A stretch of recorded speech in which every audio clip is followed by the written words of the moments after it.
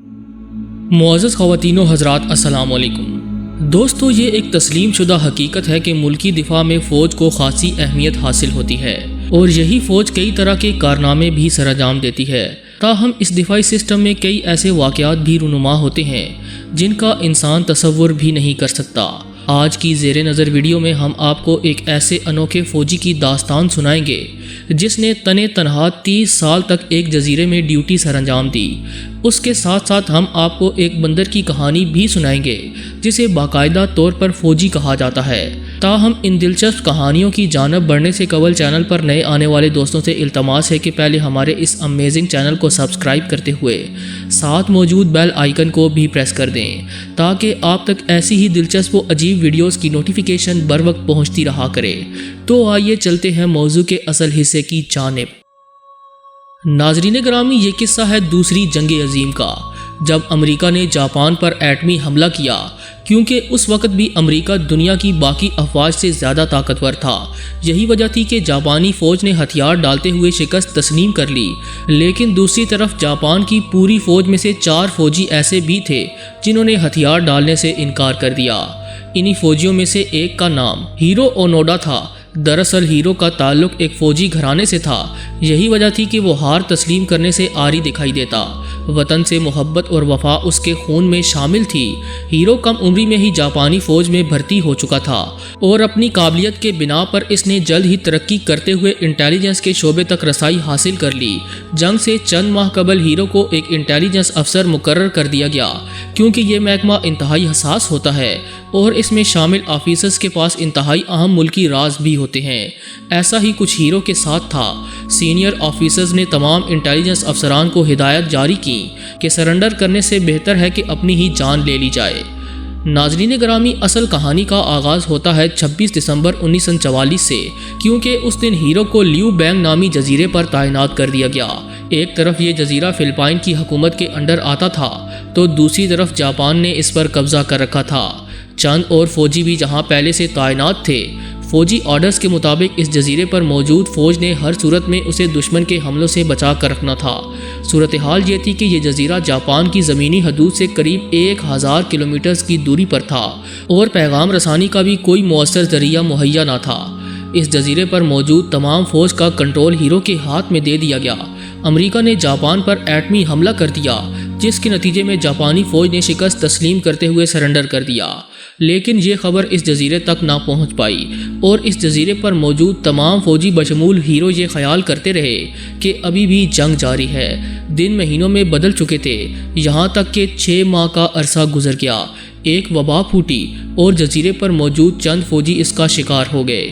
اس کے کچھ ہی عرصے بعد بحری قزاقوں نے جزیرے پر حملہ کر کے چند اور فوجیوں کو موت کے گھاٹ اتار دیا۔ رفتہ رفتہ تمام فوجی لقمہ اجل بنتے گئے، یہاں تک کہ ہیرو اکیلا اس جزیرے پر زندہ انسان بچا۔ یہ اکیلا انسان اس جزیرے پر رہنے لگا۔ لیو بینگ میں موجود ناریل اور جنگی پھل اس کی خوراک بن گئے۔ ہیرو یہ سمجھتا رہا کہ جاپان اور امریکی افواج جنگ میں مشغول ہیں، یہی وجہ ہے کہ اعلیٰ حکام کی جانب سے اسے کوئی نئے آرڈرز جاری نہیں کیے گئے۔ اسے آپ پاگل پن کہیں یا جنونیت، ہیرو نے اس جزیرے پر 29 سال اسی حالت میں گزارے۔ وہ کبھی کبھار قریب موجود فلپائن کے شہر میں جاتا اور حملہ کر کے کھانے پینے کے اشیاء لوٹ لاتا۔ 29 سال گزر جانے کے بعد ایک جاپانی اسٹوڈنٹ اس جزیرے پر گھومنے پھرنے کے لیے آیا تو اس کی ملاقات ہیرو اوناڈا سے ہوئی۔ اس اسٹوڈنٹ نے ہیرو کو سمجھایا کہ جنگ کئی عرصے سے ختم ہو چکی ہے، لیکن ہیرو نہ مانا۔ اس جاپانی اسٹوڈنٹ نے اپنے ملک واپس جا کر تمام قصہ حکومت وقت تک پہنچایا، جس کے بعد ایک ٹیم ہیرو کو لینے جزیرے پر پہنچی۔ اس ٹیم میں ہیرو کا بھائی بھی موجود تھا، جس نے بڑی ہی مشکل سے اسے یقین دلایا کہ جاپان اور امریکہ کی جنگ ختم ہو چکی ہے۔ ہیرو کو واپس جاپان لایا گیا، جہاں اس کا استقبال بڑے ہی پروقار انداز میں کیا گیا۔ آج بھی جاپان میں اس شخص کو ایک قومی ہیرو کا درجہ دیا جاتا ہے۔ حب الوطنی کی ایسی مثال شاید ہی دنیا میں کہیں اور موجود ہو۔ واقعی ہیرو ہیرو نکلا۔ اس حوالے سے آپ کی رائے کیا کہتی ہے؟ کمنٹ ضرور کیجیے گا۔ دوستو، اب بات کرتے ہیں ایک اور دلچسپ کہانی کی جو کہ افریقہ کی فوج سے منسلک ہے۔ اگست 1915 میں جنوبی افریقہ کے فارم کے مالک البرٹ مارٹ کو ایک لاوارث بندر ملا۔ یہ شخص جانوروں سے حد درجہ لگاؤ رکھتا تھا۔ اس نے اس لاچار بندر کو دیکھا تو اس سے رہا نہ گیا، چنانچہ یہ اسے اپنے ساتھ گھر لے آیا۔ چند دن گزرنے کے بعد البرٹ نے مانوسیت سے اس بندر کو جیکی کہہ کر پکارنا شروع کر دیا۔ یہ وہ دور تھا جب پہلی جنگ عظیم کی وجہ سے نوجوانوں کو مختلف ممالک کی آرمی میں شامل کیا جا رہا تھا۔ انہی افراد میں البرٹ کا نام بھی سامنے آ گیا، لیکن اس نے افریقن آرمی میں شمولیت کے لیے ایک انوکھی شرط رکھی کہ وہ اپنے عزیز ترین بندر کو بھی اپنے ساتھ رکھنا چاہتا ہے۔ دوستو، سننے میں یہ ایک ناممکن سی بات معلوم ہوتی ہے، لیکن حیران کن طور پر یہ شرط منظور کر لی گئی۔ اس بندر کو افریقن آرمی کا سپاہی مقرر کر دیا گیا، اس کے لیے اسپیشل یونیفارم تیار کروایا گیا اور ماہانہ تنخواہ بھی مقرر کر دی گئی۔ یوں اس کو فوجی امور میں استعمال کیا جانے لگا۔ یہ ارد گرد کے انسانوں کو دیکھ کر ان کی نقل اتارنے کی کوشش کرتا اور جلد ہی اس نے ہو بہو فوجیوں جیسا سلوٹ کرنا سیکھ لیا۔ یہ بندر آفیسرز کو سگریٹ سلگھا کر دیا کرتا اور سامان کی ترسیل میں بھی اس فوجی بندر نے اہم کردار ادا کیا۔ ایک جانور ہونے کے ناطے اس بندر کی سونگھنے اور سننے کی قوتیں انسان سے کہیں زیادہ تھیں۔ اسی خوبی کی بدولت یہ مخالفین کی آمد کا پتہ قبل از وقت ہی دے دیا کرتا۔ اس عمل سے اس علاقے میں کم فوجی موت کا شکار ہوئے۔ اس بندر نے جنگی معاملات میں البرٹ اور اس کے ساتھی فوجیوں کی خوب مدد کی۔ ایک دن دشمن کی گولی نے جیکی کو شدید زخمی کر دیا اور اس کی ایک ٹانگ کاٹنی پڑی۔ اس کی موت بھی اسی جنگ کے دوران ہوئی۔ جیکی کو اس کے کارناموں کی مد میں اسے افریقہ کا اعلیٰ فوجی اعزاز بھی دیا گیا۔ ناظرین گرامی، یہاں ایک اور افریقن بندر کی بھی بات کر لیتے ہیں۔ ایسا بندر جس نے ساؤتھ افریقن ریلوے کی 9 سال تک خدمت کی۔ سن 1877 میں جب کیپ ٹاؤن میں ایک ریلوے اسٹیشن سے ٹرین اپنے مسافروں کو ملک کے دیگر حصوں میں لانے لے جانے کا کام سر انجام دیتی تھی، اس اسٹیشن پہ ایک وارڈن جس کا نام جیمز بتایا جاتا ہے ڈیوٹی پر مامور ہوا کرتا۔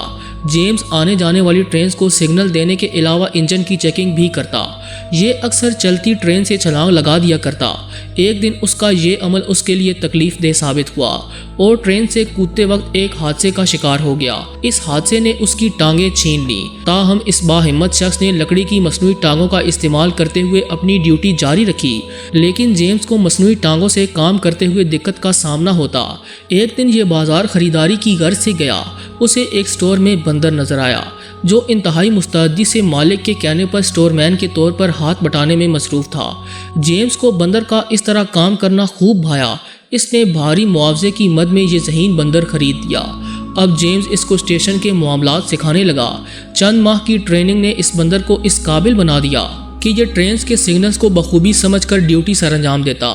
یوں جیمز اپنے زیادہ تر کام اسی بندر سے لینے لگا اور ایک ایسا وقت بھی آیا کہ جیمز کی ہدایات کے بنا ہی وہ بندر جسے جیمز جیک کہہ کر پکارا کرتا ماہر ٹرین وارڈن بن چکا تھا۔ افریقن ریلوے حکام نے اس بندر کا امتحان بھی لیا تاکہ بندر کی کسی غلطی کی وجہ سے کوئی حادثہ پیش نہ آئے۔ ٹیسٹ پاس ہونے پر اس کو باقاعدہ افریقن ریلوے اہلکار کا درجہ دے دیا گیا۔ آپ کو جان کر حیرانی ہوگی کہ جیک نے 9 سال تک کیپ ٹاؤن ریلوے اسٹیشن کو سنبھالے رکھا اور ان 9 سالوں میں اس سے ایک غلطی بھی سرزد نہیں ہوئی۔ دوستو، ان کہانیوں سے اگر سبق سیکھنے کی کوشش کی جائے تو یہ معلوم ہوتا ہے کہ انسان اپنی عقل قلیل سے جانوروں سے کئی طرح کے کام بھی لے سکتا ہے۔ جبکہ جاپانی شخص ہیرو نامی اس انوکھے ہیرو نے جو حب الوطنی دکھائی، اس کا عملی مظاہرہ ملک میں بسے ہر شخص کو ضرور کرنا چاہیے۔ ہمیں امید ہے کہ ان سچی کہانیوں کے پیچھے چھپے پیغامات آپ دوست بخوبی سمجھ چکے ہوں گے اور یہ دلچسپ ویڈیو آپ کے علم میں اضافے کا سبب بھی بنی ہوگی۔ ویڈیو پسند آنے کی صورت میں اسے لائک ضرور کیجیے گا اور دیگر دوستوں سے شیئر بھی کیجیے گا۔ آج کی ویڈیو میں بس اتنا ہی۔ اگلی ویڈیو تک کے لیے اللہ نگہبان۔